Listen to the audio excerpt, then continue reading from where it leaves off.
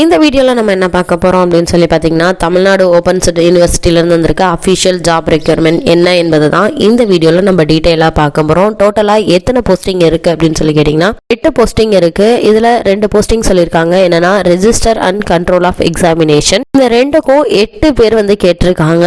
இந்த ஜாப்க்கான குவாலிஃபிகேஷன் என்ன, எக்ஸ்பீரியன்ஸ் என்ன, அதுக்கு மட்டும் இல்லாமல் ஏஜ் லிமிட் என்ன, ஸ்கேல் ஆஃப் பே என்ன, இது மாதிரியான ஃபுல் டீட்டெயில்ஸும் அஃபீஷியல் வெப்சைட்டான www.tnou.ac.in